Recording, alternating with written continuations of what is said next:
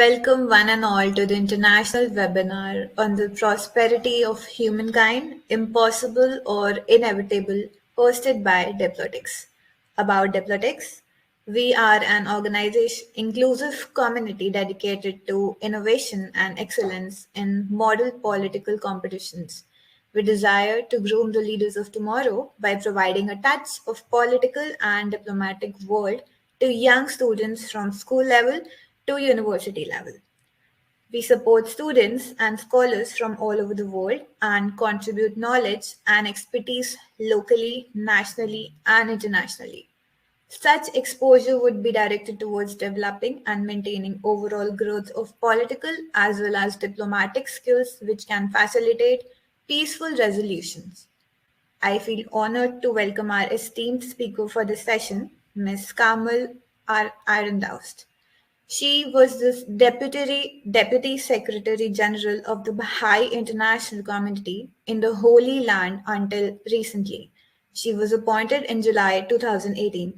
The Deputy Secretary General supports the Office of the Secretary General acting on behalf of the Universal House of Justice, the International Governing Council of the Baha'i Community, in the conduct of its external affairs. Before assuming this position, she worked for the World Vision in Dublin, Ireland in the field of advocacy and policy, promoting and defending the rights of children and young people to be active global citizens in building sustainable and peaceful societies from 2015 to 2018. She also worked at the United Nations headquarters in New York in the Department of Public Information, as well as in the Protocol and Liaison Service with the Office of the Secretary General from 2009 to 2013. Ms. Irandoust is the founder of NetLove, a consultancy agency promoting the values of equality, diversity, inclusion, justice, and peace by creating meaningful and thought provoking spaces for schools, universities, and businesses. She holds a bachelor's degree in public and political communications from Paris University and a master's of philosophy in international peace studies from Trinity College Dublin. She's a citizen of France, and she has lived and worked in Europe, North Africa, North America, Latin America, and the Middle East. She has been a member of various Baha'i communities where she served on different local and regional Baha'i institutions. Thank you everyone for joining. Without any further ado, let us begin. I would like the speaker to take the session forward and enlighten us all. You all can ask your questions in the chat box. Thank you very much, Irima. Thank you. I have to thank you really for inviting me. The wonderful group of Diplotics are dedicated to learning and to generating knowledge and then diffusing it. So this is actually a joy to be present here and to invite me for this talk. It's an interesting topic, the prosperity of humankind, impossible or inevitable. And I know that the tagline of Diplotics is building blocks for tomorrow's leaders. And so it's a wonderful and generous and capable organization, no? That freely creates spaces for us to learn together, as I mentioned, engaging a variety of professionals and from various backgrounds to share about their experience and learnings. But I hope I'm not going to be the one enlightening you only. I hope that through the questions we'll have a space together to be able to do that together as well. But this question of leaders for me is interesting. No, building blocks for tomorrow's leader. So my introduction will be very short about how the presentation will be done. No, if this is truly the wish of some of you to be tomorrow's leaders, which I believe you can be actually the leaders of today, but if really truly some of you want to be the leaders of tomorrow, then you must look at some characteristics, some attitudes, qualities, and skills that the leaders of yesterday had, no? But then the question is, well, which one was a good leader? No, which one? What did he do? Who was she? What were some of the beliefs that they had, or systems that they put into place? No. So throughout my presentation, I will be using some quotes of some of the people that inspire me every day and throughout the past 20 years of my life in my career. I personally think that there were very good leaders, and some still are leaders of thoughts today, leaders of some countries, leaders of governments, but also leaders in their own neighborhood, leaders in their own communities, or leaders in their religion. But please don't think that I'm trying here to convince you of anything. This is what drives me as a person, and I'm humbly sharing with you this understanding of mine. Now, if something bothers you, don't leave the talk. Just stay and try to understand where I'm coming from, and perhaps tomorrow, or in 2 days, or next year, or in 10 years from now, you will perhaps think about it and say, oh yeah, perhaps that made sense, or really, that really didn't make sense. So one thing about some of the quotes that I will use, and that is undeniable though, is that every single one of these people had two things in common. You will see, first, they had the gift of understanding, which we all do, no? And second is that each of these persons that I will use their words tried to be coherent between what they think, what they say, and what they do. This coherence between thoughts, words, and action for me is critical to be a real good leader. Not only that, but is dedicated and committed towards the well-being of mankind. No? So this is why I think they were good. And so, so this is what we will do together. No? And when you read in my bio, you can see that my whole purpose really has been to try to dedicate the precious days of my life to the well-being of humankind. But throughout the presentation, we will be able to talk about that. I'll just end with one quote, and it's starting already, which have driven me through my entire career again. And it's, be anxiously concerned with the age you live in. And center your deliberation on its exigencies and requirements. So now I'm going to share with you the presentation and the slides. And I hope that we'll have a wonderful conversation afterwards, even if it's via chat. It's okay.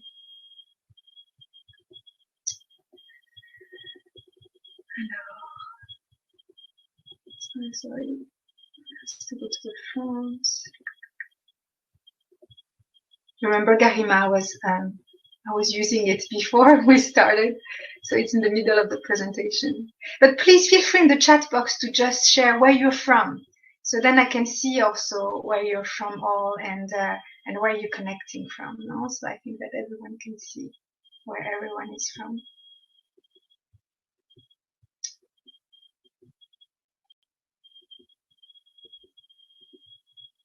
There. So friends, I like to start this presentation with this question that I often ask, which is, did you choose where you were born? So take 1 second. Did you choose where you were born? So I don't know what you answered, but you would think that you did not choose where you were born, no? And so then the question for you, friends, is these people on this boat, did they choose where they were born? They did not. Did they choose to be on this boat now? They surely did. They did choose to be on this boat. They did choose to actually relocate, to leave, to fly, to flee, to escape, to take refuge in another country, in another territory, in another land. And when you ask them why, two things come forward. First, they said that we want to have a job. And the second, they say we want the education of our children to be vibrant. You see, we want our children to receive an education. So job and education. The average time for these people on this boat to be able to find a real home is an average of 17 years until they really relocate, if they're not put in different displacement camp or a different agency, that they're taking care of agency until they really settle. It takes 17 years average. But you see, we act as if we chose where we were born, you see. We judge someone because they chose to go on this boat, but yet we also judge them or judge each other because of the place where we were born. And yet when you look at the earth, you see, friends, there is no frontier really, no? So the talk of today is the prosperity of humankind. Impossible or inevitable? Question mark. So then I thought, well, let's look what prosperity means. Cambridge tells us the state of being successful and having a lot of money. Oxford says the state of being successful, especially in making money. And the origin of the word is flourishing or thriving condition, good fortune, wealth, success in anything good or desirable. It's from the 1200s and it's from the Old French. You have here the definition. Humankind, Cambridge tells us that it's all people considered as a group. The whole of the human race include both women and men.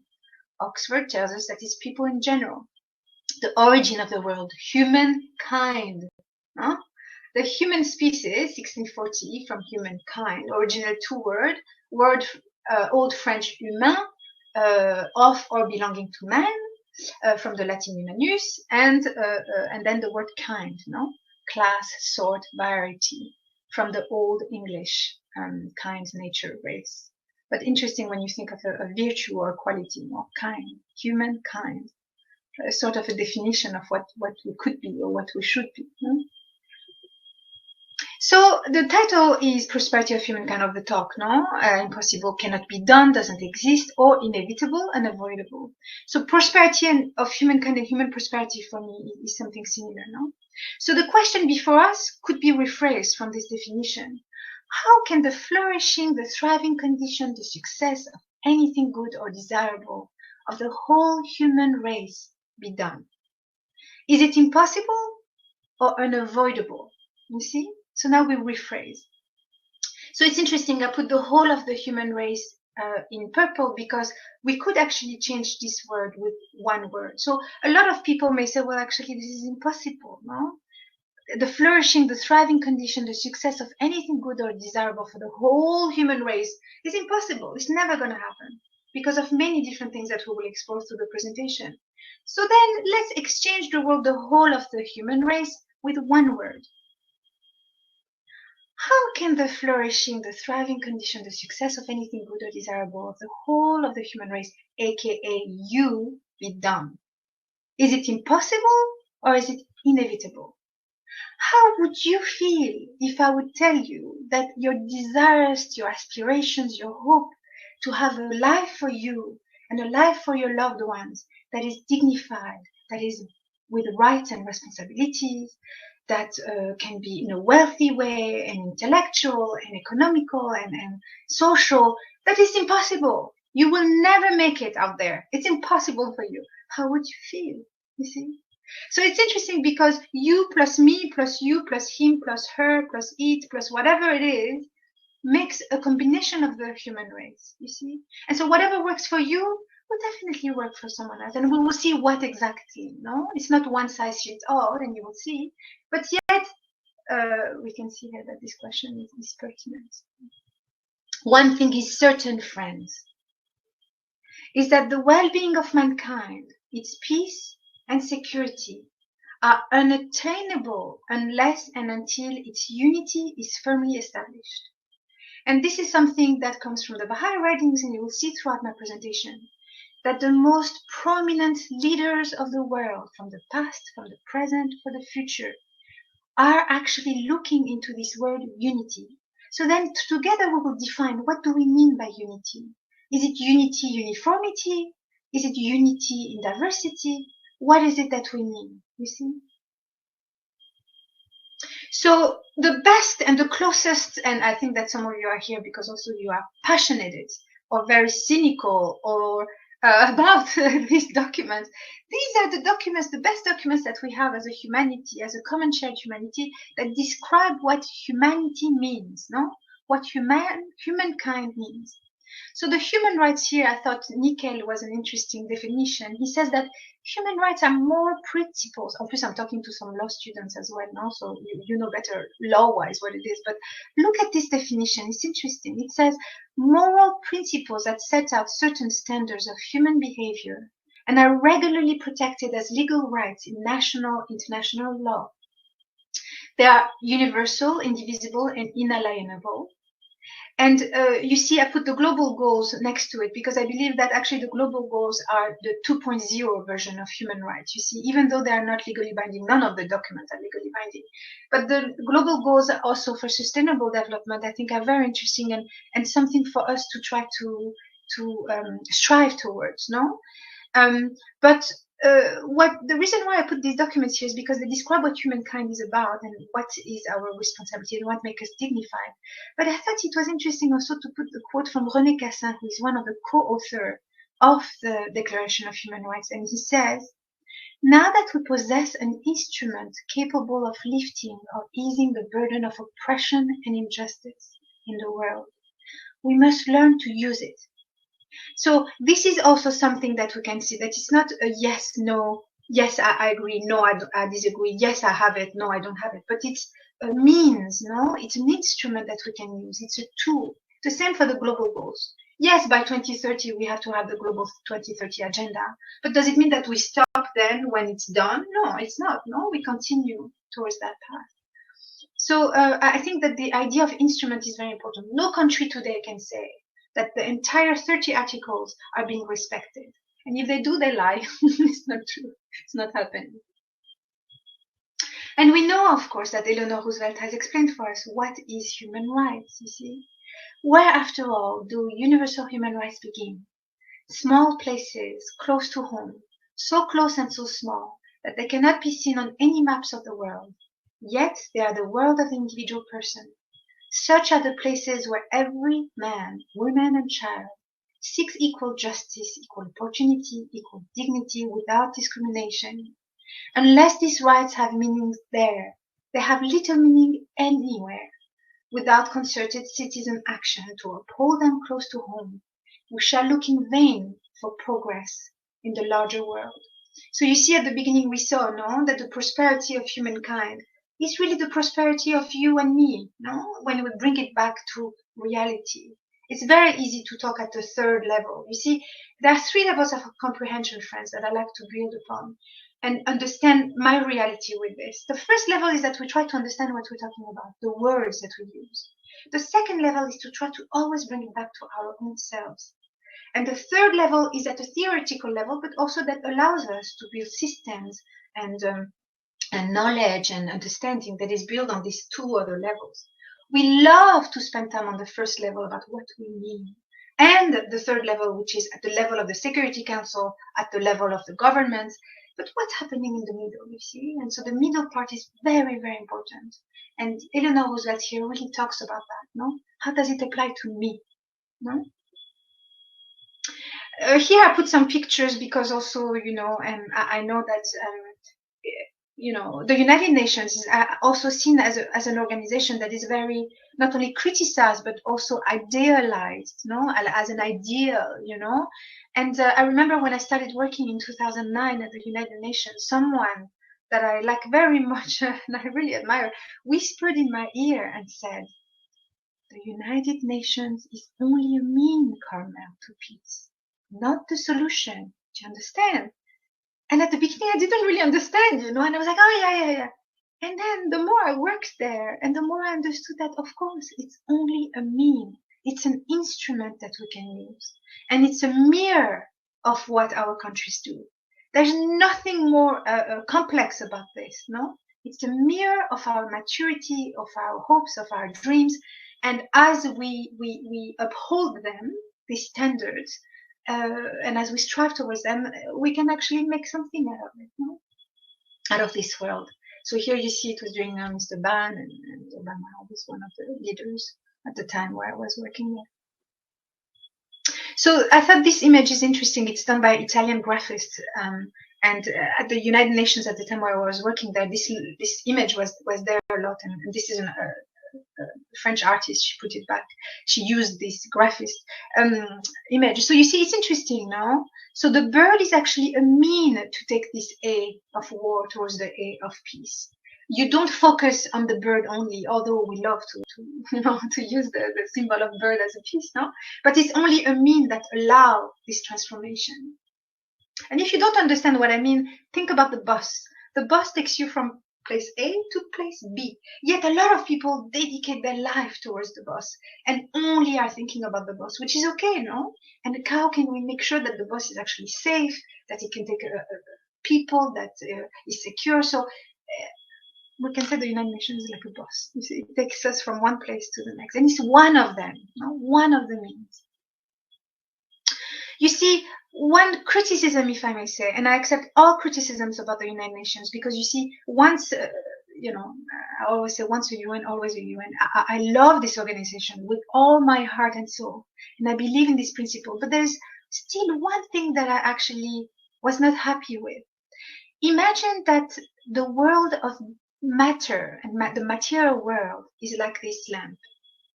The light inside is the spiritual. And the spiritual, if you may say, if you are bothered with this idea of spirituality, you can use it as consciousness. This idea of being conscious, you see? This idea of being awakened. This idea of being aware of the potentialities, limitless in humankind, to become better, you see? Not only better their lives, but better their surroundings. So this light inside, I have to say, was missing. Now it's better and better, but I have to say that this idea of consciousness is missing. We feel, and I feel, that sometimes we see the world as just this empty lamp, you see? And so you look at what the lamp looks like, and it has to be like this, it has to be like that, with that material, with this. But where is the spirit of what we do? Where is the spirit of the Universal Declaration of Human Rights? It's being lost, you see? To see ourselves as humans that really deserve and have the potentiality to make these human rights true and real. So that was the only thing that I was... and that I'm still wondering today, no? How can we actually have a marriage between, or a union between these two? If not, the lamp without the light doesn't mean anything, and the light without the lamp cannot even be captured, no? So there's one and few actually enemies of this idea of unity, and I didn't really talk about it, but I should have, this idea of unity in diversity. And we'll see that together, no? What we mean by unity, this idea of oneness of the human race, of oneness of humankind. And so, but there are enemies, you see, and so here you have some of the words in red. Prejudice is actually the main enemy of unity. You see, the obstacles that prevent us from unifying. Prejudgment, an unjustified, typically negative attitude towards an individual. No, I should actually have put backbiting as well. Backbiting, that when we are together, the two of us, we're talking about this third person. This is actually what stops unity. And on top of it, prejudice, even worse, no? Stereotype, an overgeneralized belief about a particular group of people. When stereotypic beliefs combine with prejudicial attitudes and emotion like fear and hostility, they can drive the behavior we call discrimination. This is when we act on it. Discrimination is the action. So what type of prejudices are there? We know, no? Racial, social, religious, gender, so many of them, no? And but which one do you think is the worst prejudice out there? Which one is the most ingrained in our psyche, but also for centuries, and that actually was the cause of destruction of the other half of humankind, like a purposeful way of trying to eradicate, no, some of these women, no? So actually the worst prejudice out there, I believe, no, and the one that is the hardest to tackle is actually gender equality, is the one that is about seeing men and women as the two wings of a bird, no? Imagine mankind as one bird, one wing is the man, the other wing is the woman.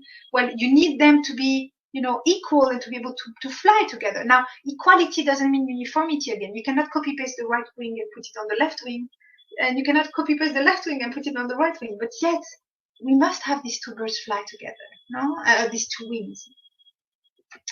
There's another one, the greatest one that I think also, no, and that I have discovered lately, and it's about human nature. What prejudice do you have about human nature exactly? Do you think that human nature is actually corrupt, vile, ruthless, lawless,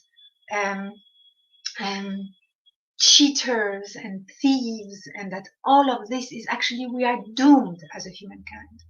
But yet, how can you actually say that you are for peace? How can you say that you try to actually promote knowledge, education, that education is the tool that transforms humankind, that is a tool that transforms someone who was perhaps educated or who was perhaps in an environment that was lawless and je ne sais pas, devoid, of goodness. And that when this person is actually now educated and enlightened, through knowledge, through systems, through an educational process, program, will change and transform. So you see, my point here is that it's impossible for you, friends, to say that humans are corrupt and doomed and have no capacity whatsoever for change. But by the same token, you try to promote diplomacy and, let's talk about peace and how can we change the world. And that's not possible. You have to have faith, no? And you have to have hope. And this we will come back to this idea of glass half full and half empty.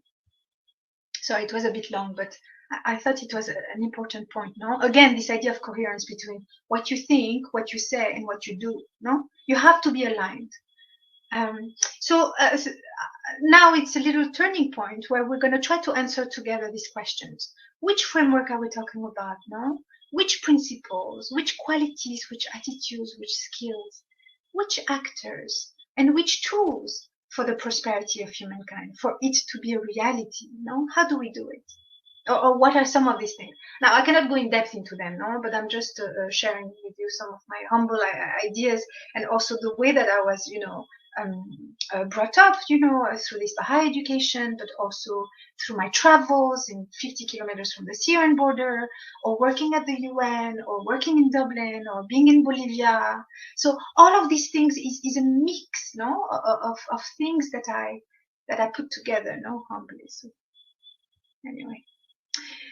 One quote that I admire very much and that actually englobe all these different points that we saw, is actually a quote from Doug Hammarskjöld. And some of you may have heard of him. And if you have not, I really encourage you to read his writings and to try to understand where he was coming from.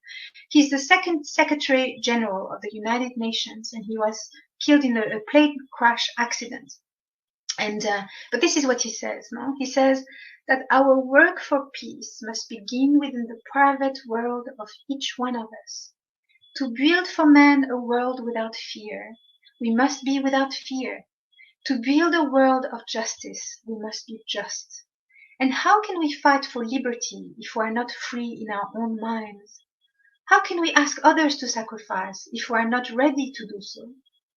Only in true surrender to the interest of all can we reach that strength and independence, that unity of purpose, that equity of judgment which are necessary if we are to measure up to our duty to the future, as men and women of a generation to whom the chance was given to build in time a world of peace. So I let you look at it and just for a couple of seconds, no? And I wish we could talk together about this quote, but hopefully you have some questions or comments afterwards, or even in the chat box, please feel free to put them. But you see how interesting it is about this idea of unity of purpose, about this equity of judgment, about reaching strength and independence of thought, of knowledge. And this is true justice, you see, when you can see with your own eyes, hear with your own ears, and not being disheartened by all the negative forces around us, even some of them that are positive, you see. But how can you be without fear? How can you be just? And how can we together create this freedom, no, in our minds and in our hearts? It's very difficult, no, with all the noise that we are surrounded and bombarded with. But it's possible, you see, by actually uniting, So this is a little something I put in, and I could have put many other people in there. So please forgive me if one of your leaders or leader of thought that you admire is not there. But these are mine, you see. And so these people have sacrificed and are sacrificing today their lives. I believe, and nobody's perfect really, but some people here have really tried to do good, you see, and they tried to align their thoughts, their words, and their action. They try to have their voices heard. actually, sorry, Rumi said, raise your words, not your voices. For rain can help grow a plant, not thunder, no, or something like this. But it's interesting to see, that these people really try to actually raise their words, no. And so some were shot, some were stabbed, some actually, after reaching a certain peace agreement in their respective countries, 20 years, the last 20 years of their life was put in dementia, no?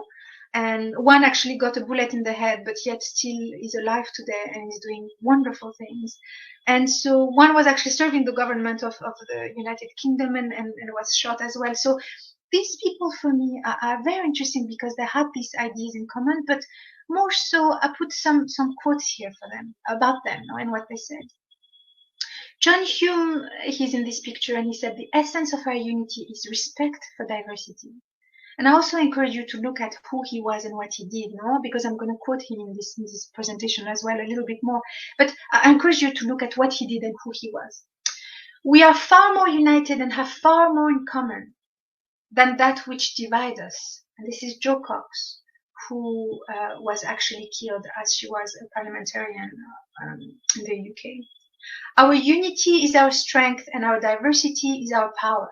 Kamala Harris. I think the first time that this was shared actually was from Nancy Pelosi, and so Kamala Harris also used it. Together and united, we're unstoppable. Greta Thunberg.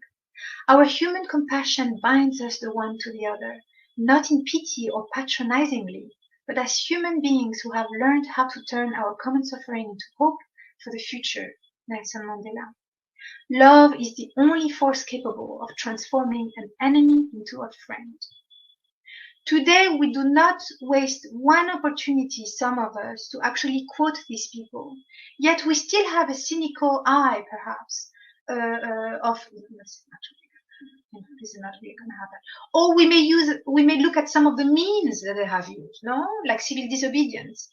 Well, if civil disobedience would have worked, we wouldn't be today actually in a place where we actually, in some countries, shot African Americans, like as if they were just a pole or a piece of wood, or perhaps a prey, a 13-year-old African American boy with some candy in their hand. If civil disobedience would have worked, friends, we would not have had such horrific cases around us. So there is a need for new means, you see, and so we must discover them together, using these principles and these values and these skills and qualities as well that some of these people had. So which actors can help us to do that? Which actors today in today's society can help us to reach this prosperity of humankind? So there are three actors in society: the individuals, the communities, and the institutions. This is what universal participation is about. Justice is impossible if we actually go through oppression, but it's possible if we use other tools like consultation, and we'll talk about it later. But these three actors are actually part of the same, like these Russian dolls, like you have the little one, and then you have the big one, and then you have the big one. Well, the whole point is to have these three together, And it's not as fun when you look at it just empty and, one after the other, but when you put them together, you see, oh, wow. We can use also the same for this Greek beautiful pantheon, in this building. You have first some stairs that goes up, and then you have strong columns, and then you have a dome of some sort, a roof. Well, imagine, the individuals, the community, strong, and then you have the institutions. And for centuries, these buildings are still there, and we go and we look at them. So one example that I have from my time at the United Nations is the UN Resolution 1325. So it's the peace and security, women, peace and security agenda, So for some that may not know exactly about this, it's a policy framework that recognizes that women must be critical actors in all efforts to achieve a just international peace and security. It promotes a gendered perspective and women's equal and meaningful participation in peace processes and peace building and security. Why am I sharing that? Because I was actually in the Security Council room chamber when it was the 10th year anniversary of the UN Resolution 1325. And it was interesting because then I was looking, okay, well, 10 years ago, what happened? How did this come about? Well, I invite you to look at the history of it. It really started at the grassroots level. And of course, it's not just like that it appeared in 2000. You had many different conferences and talks and grassroots movements about promoting women's participation in peace and in conflict. And so any countries that allowed women to sit at the table, they actually reached peace, and they're still in peace today. You can look at it. It's historically proven and scientifically proven through the researchers. But those who have put women on the side, they actually have more difficulties right now to bring peace. But the reason why I shared that is because as I was looking at it, I thought, wow, this resolution was really born from these three actors. And today, as much as we're not doing fast enough, it's going to take 130 years, the UN Women has said, to reach gender equality.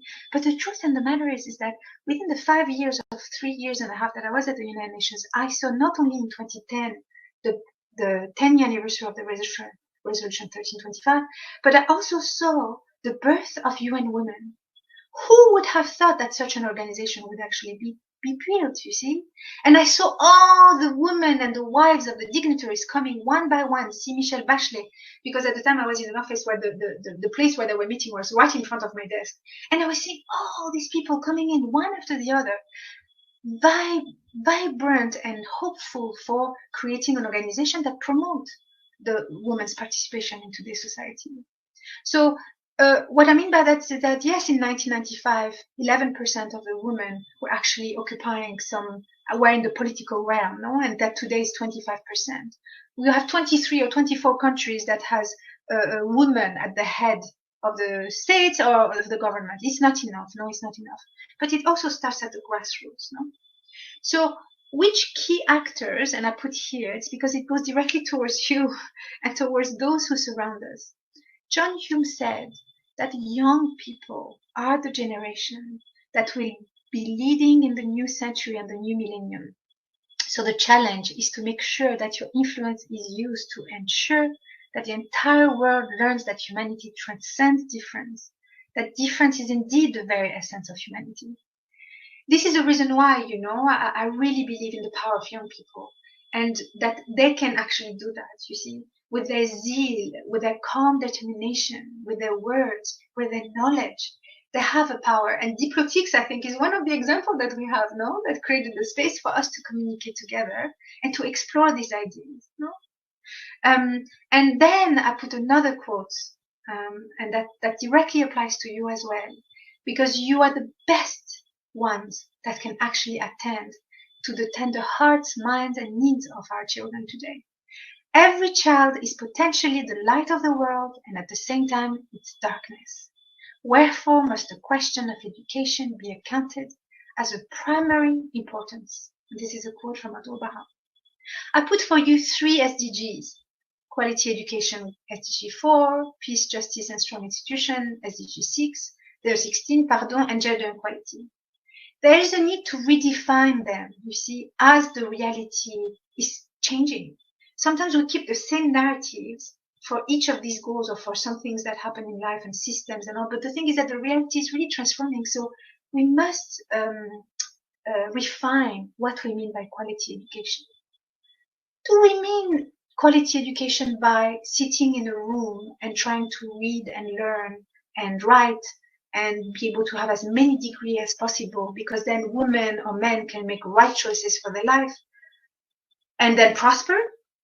Or do we mean also perhaps, and that quality education also means that we need to actually see that this is a tool and a means that allow a human being to develop himself and herself and to transform, to untap all these gems that they have already in them that is latent, and that through them they can help humanity to prosper. They can help their community to prosper. Same for gender equality. Are we saying that all around the table you must have 5 men and 5 women, and this is how it is? Or are we saying that perhaps institutions today need to be rebuilt in light of the conversations between men and women? No? So you see, it's very different, and how can we redefine together these different principles and goals? No?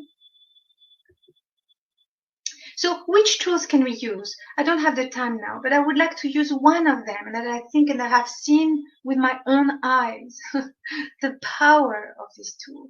And some of you may already know it, no?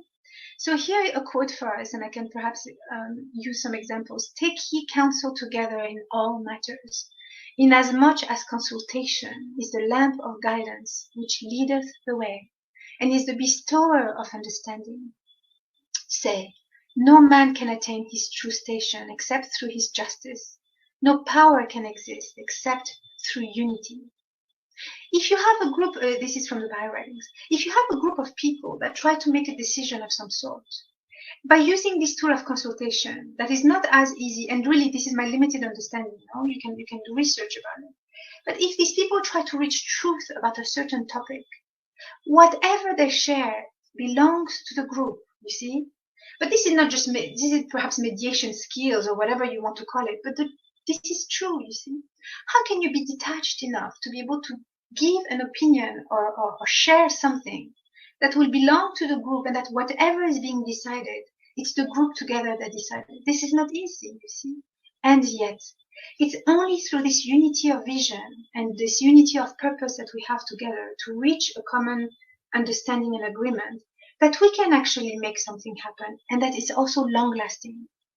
Numerous times it has been proven, and you can check in your own businesses, in your own schools, in your own classes, whenever a decision was made by a majority or even by a minority sometimes, but that it was not a unified vision that was actually raised, the decision never flies. Never. Look at it. You can see. Or it's actually a decision, but it doesn't actually work, and then after a certain time, it can work, and then it doesn't work. Because everybody is not involved, everybody is not included, and this idea of universal participation is lacking. This is one of the hardest things to do. And this is something actually I explored a lot when I was in the Baha'i World Center, where I was really learning in the Holy Land about what does it mean to really try to use consultation as a tool. And I've seen wonders, and also in different offices where we have seen, in World Vision Ireland, I remember in Dublin, we were trying to understand how can we actually really represent the children and the young people that are vulnerable, and how can we do that together. And I have to say, these were the most beautiful years of my career, because we were all committed to this, to learn and to try to bring that to reality. This is also something that I think is a tool that can be used as a weapon as well, and it's religion. I invite you to look, what is today the role of religion, and how can we try to go back to the source? This is the golden rule, friends, and this is actually something that is in the United Nations for those who have visited it. It's a gift from the United States, actually, and it's the golden rule: do unto others as you would have them do unto you. And so this is actually an interesting topic, you see, because religion can be used as a weapon, and if it is something that promotes anything but peace and goodness, it's better to not have one. But there are also many that have a religion, and actually on behalf of their religion actually are doing a lot of good things, and that is actually a few. So this idea of faith also, I think, is interesting, this idea of trying to contribute towards the prosperity of humankind. And what does it has to offer? And when I'm talking about religion, I'm not talking about one in particular, but I'm talking about all of them, you see. And yes, it's interesting to try to explore what is it, this role, and how can we redefine together the word religion, which is not the point of this presentation. So we're coming towards the end of the presentation now, but I thought that this quote was an interesting one, and that could, englobe in a way everything that we have discussed together. And so here you have my answer to this question. The prosperity of humankind is not only possible, but it is inevitable. And so this quote here, Michael D. Higgins is the president of the Republic of Ireland, and I admire him a lot for what he's sharing and for some of his speeches as well. He says that we must seek to build together an active citizenship, one based on participation, equality, respect for all, and the flowering of creativity. A confident people is our hope, a people at ease with itself, a people that grasps the deep meaning of the proverb, Ninert gokur lekhaila, our social solidarity. And this means there is no strength without unity. So it was mentioned earlier, no, that actually this organization that I created, Net Love, it's something that goes directly with this idea of, or against, let's say, this idea of networking. Many of you actually long to perhaps be in the field of diplomacy. Many of you long to be perhaps working at the United Nations or what. But one thing I can tell you is that my experience has been, in all the different positions that I had as well, it was done because I loved it, but also because I could see the power of friendship and love between people who have a common goal and a common vision. So you can find now online the diversity of workshops, the diversity of talks that I actually propose for us to try to see in practicality how do we do it together. And a wise person told me when I started at the United Nations that there are three types of people that works at the United Nations. The first type of people are those who hold on to their chair, work from 9 to 5, and make sure to have all their friends come into their office or to all the different positions. But this is the first type of people. The second type of people are those who work very hard for the United Nations, but then after 2 or 3 years actually decide to leave. And the last group of people, and then they criticize it.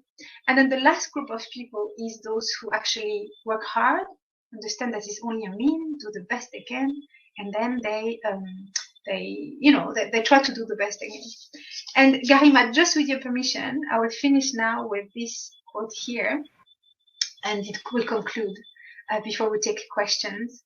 The very flower of the spirit of man is his capacity for love. Love is not only the strongest cohesive power in society, it is the only permanent amalgamator, the only possible force which can produce unity among people, and thus by unity produce order and an atmosphere in which life can function at its highest and best. Thank you. Thank you so much. It was a very insightful session. We have some questions in the chat box. I'll just read them out Sure. for you. There's a question from Abhishek Bhatt. Ma'am, as we all had seen what happened in Afghanistan, a particular terrorist group had taken over the country and they started killing the citizens of that country. And they were portraying themselves like they are the savior for that state. Don't you think that was like a genocide done by them of the innocent people, and that also leads to violation of right to life and of principles which had been laid down by the UDHR? It's interesting, and it's a very good question, because uh, I think that what we've seen happening in this country was not only horrendous, horrific, but my argument is also that the reason why our heart beats and cries so much for the brothers and sisters of Afghanistan is because actually we are part of this human family. You see, um, you wouldn't be outraged and upset and committed and raise this question if you didn't have actually love for the people of Afghanistan, no? So, but you can still also change the word Afghanistan with another word, no? And with another word of another country, no? But then the question is, how do we actually raise the capacity from within the country? And so then, as it was mentioned, there's no savior there, you see? Is to raise the capacity within the countries and within the children and the young people of each of these countries, that we can, I believe, really change society. And you cannot come from outside, because then you create monsters, and we've seen in the time and time and again that when you come from outside into a reality that is not yours, things don't fly. Again, this idea of universal participation, no, within a country. So but it's a very good question, I think. No, let's ask ourselves what it means, and also how can we focus more on our country as well, to see, well, surely it will have an impact. You know how they talk about the butterfly effect as well, no? Something starts somewhere and then it starts to grow. We have another question from Sakshi. My question to you is about the gender equality. As we know that today the world is changing, and with there are various policies, laws, and regulations that are made for women empowerment at national and international level. With this, there are various opportunities which are enabling the women to participate and to act as a leader, just like a man. Let's take an example of a leading lady, Kamala Harris, acting as Vice President of the United States. But still, lots of efforts are needed to empower the women. So, as per your personal opinion, what suggestions do you want to give to curb this prejudice of gender equality? It's a very good question because I was thinking about it as I was doing the presentation. That the United Nations and some of our, well, at least the United Nations, I can talk about that now. What I've seen is that there are amazing resolutions that are actually legally binding, but they're not respected. They're not implemented. You know, sometimes you don't even need to reinvent the wheel, but you just need to actually implement. And our countries, that each of our countries who have actually committed to making education free and for all, we must actually implement it. This idea of gender equality, it's a very good question. Well, how can we actually encourage this? Well, we must actually perhaps vote for people who are, who are actually presenting themselves and who are women. There is actually a couple of women right now in France, for the presidential election, and they get very little a percentage, and you're like, but so what then? Like, what is this? Why do we go with the way we were wired? I think it will take time. I think it will take generations. And that's why your generation, as young people, and the younger ones, this is in them that we have to instill this. It's not so much, a 5-year-old today in 25 years is 30. Yeah? It can be actually a member of a government, no? In any of our countries. Imagine a 5-year-old today. So let's get to work together, no? But it's a good question as well. Yes. Do we have any more questions, participants? You can just write the question in the chat box. We'll just wait for a minute if anyone has any question.